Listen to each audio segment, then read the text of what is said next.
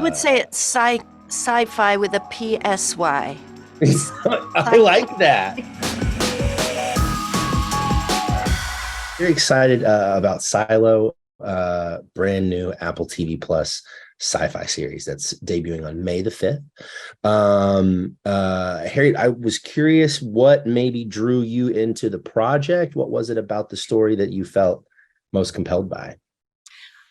It's a combination of things always, Okay. but it was largely to do with this kind of strange new world that wasn't typical. Because when you say sci-fi, I immediately think of sort of Star Trek or something, and this does not have that kind of futuristic, it's not, its effort does not go into trying to imagine a world that we can't imagine now. Yeah. It's all based on stuff that we recognize and clothes that we recognize and things like that. But the situation is totally unimaginable because we're all living under the ground, because the earth is so polluted that we can't live in the atmosphere anymore. So the situation is sort of futuristic and weird, but there are strange recognizable elements of our life now. And I think that's very effective because the viewer can relate to it and say, oh gosh, she's just wearing a jersey and a pair of boots, she's not got sort of rectangular white spangly something from another planet. You know what I mean? Yeah. No, I think I completely agree with you. It does feel a little at times unusual to call it a sci-fi show because it's almost more of kind of a mystery thriller. I would say it's sci-fi with a PSY. I like that. Because it's more about the psychology of these people than it is about the science, if you like. The science is fairly straightforward in some ways, but psychology is not. That is very true. There's a lot to learn still, I think. I was also fascinated by the structure and the concept of the silo and underground and all that.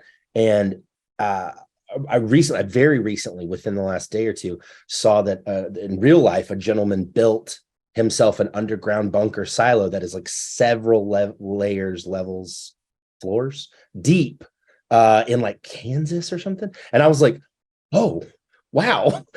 Wow. Very realistic. Absolutely. And the books were written several years ago, but that I suppose you go from Putin's bunker or Hitler's bunker and you go, oh yeah, those are the safe places, aren't they, under the ground, but rather them than me.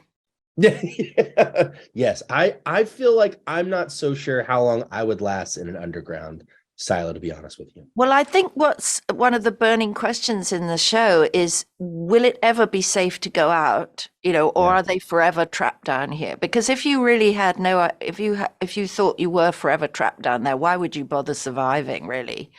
Apart from the fact that they know no different and they have their families and their children and, they tick along. Actually, if there is an outside and there was an outside, you would want to know whether it will ever be habitable again. But maybe only a handful of them ask those questions. Most people just put their nose down and get on with it, that's a metaphor for life, isn't it? Yes. It's something I was sort of mentioning earlier with another one of your castmates is the inquisitiveness is very propelling for a lot of the people. Yeah. And yet others don't feel it at all. Don't want to know. Don't ask questions. Don't, that's not for us to ask, and that's how they're kept in fear, because they know there's something that is fearful out there and they fearsome out there and they know enough to steer away from it. But then other people, because they've got a stronger motive, perhaps in Juliette's case, she's got a very strong motive to find out what happened to people. Yeah. And that drives her beyond the fear. Yeah, you're absolutely right. I agree with you. And I really appreciate your insight today. Harriet, thank you so much for taking time to chat. Thank you. Once again, Silo is on Apple TV Plus May the 5th. Thank you.